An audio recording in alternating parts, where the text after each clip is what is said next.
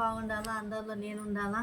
ఈరోజు నేను మామిడికాయ పచ్చడి చేయనీపోతున్నా. ఇది ఉప్పు వేసుకునే కల్లుప్పు కచ్చా పిచ్చా దంచేస్తా. ముందు దీనికి జీలకర్ర ఆవాలు మెంతులు కలిపిన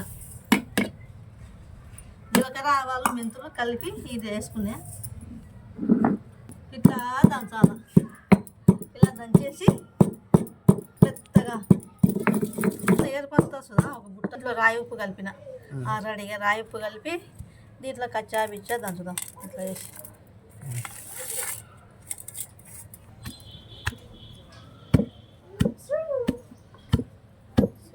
జీలకర్ర ఆవాలు మెంతులు కలిపిన పౌడర్ బయటకు వస్తుంది చూడు.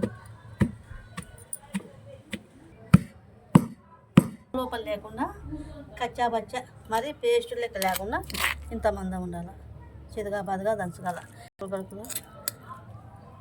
దీంట్లో మెంతులు ఆవాలు జీలకర్ర పొడి కూడా కలిసిందండి, ఉప్పు కలిసింది.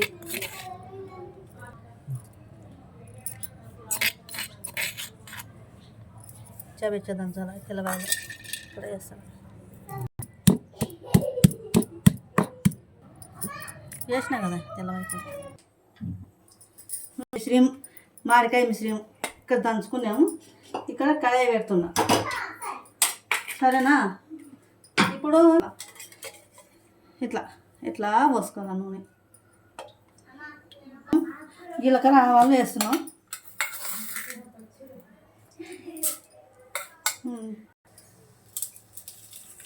వద్దు కరివేపాకు వేయాలి.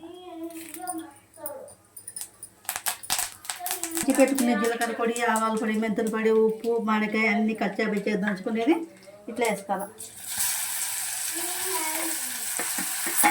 ఇది ఒక రుచి వస్తుంది. వేడి అన్నంలో ఇది ఒక రకంగా రుచి ఉంటుంది. బాగా కలుపుకొని తింటే వేడి అన్నంలోకి. కారం పొడి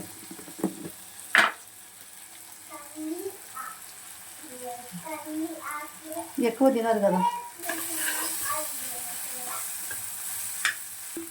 కచ్చా పచ్చా దంచుకున్న ఎల్లుల్లి వేసిన ఇక్కడే కలిపిన ఇంట్లో.